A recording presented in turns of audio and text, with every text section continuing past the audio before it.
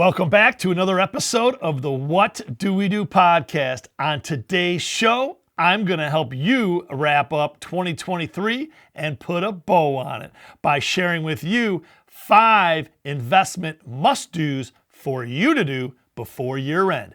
It's going to be a great show, so let's go.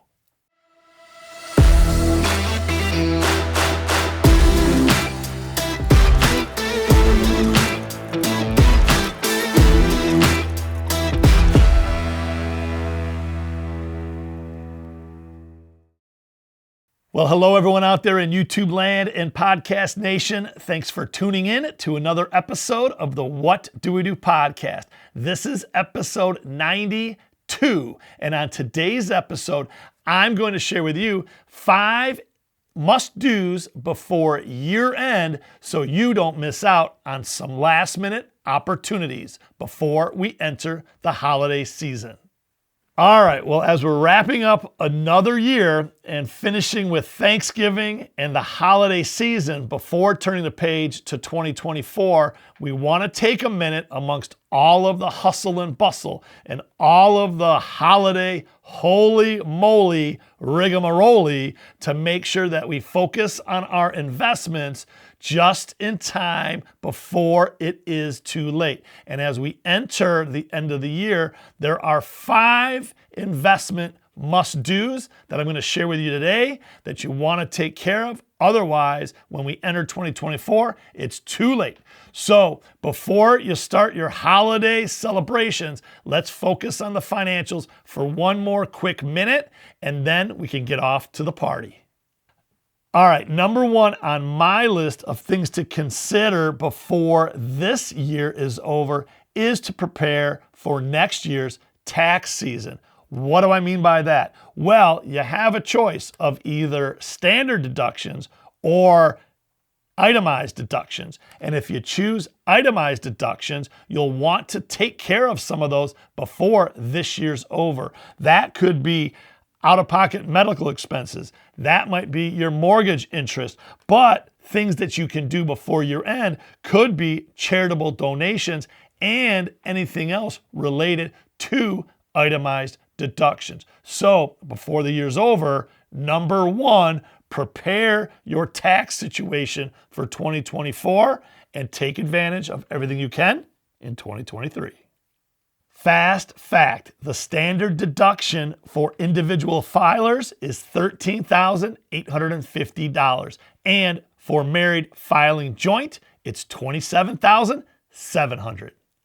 Number 2 on the list of things that you must do before year end, or it's too late, would be to max out your 401ks or 403bs before the end of the year.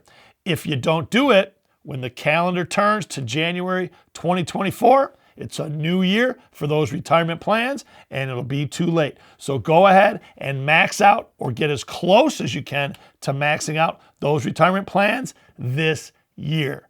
Additionally, the reason you want to do that because there might be a match in there from your employer. So please, at all costs, at least get to the matching amount because that's free money.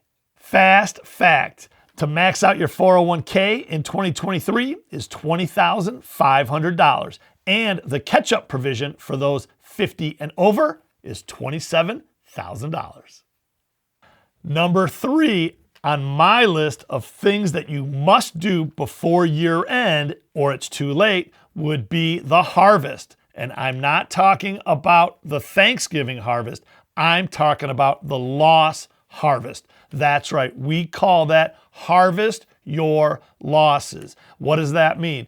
It means that when you're investing and you have a loss, you can sell, realize that loss, and take that and put it against any gains that you have for the year. And guess what? If you don't have any gains for the year, well, A, maybe get a new financial advisor, but B, you can keep those losses and use them in future years against future gains that you may have. Additionally, please make sure that you talk to your tax professional and your financial advisor to make sure that you execute your tax harvest loss strategy correctly. There are some nuances and you want to make sure that you get it correct. But regardless, you have to execute it by 12/31/2023.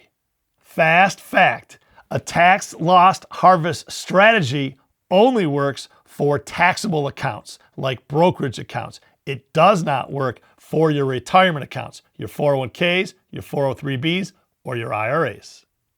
Number 4 on my list of investment must-dos before year-end has to do with your healthcare coverage.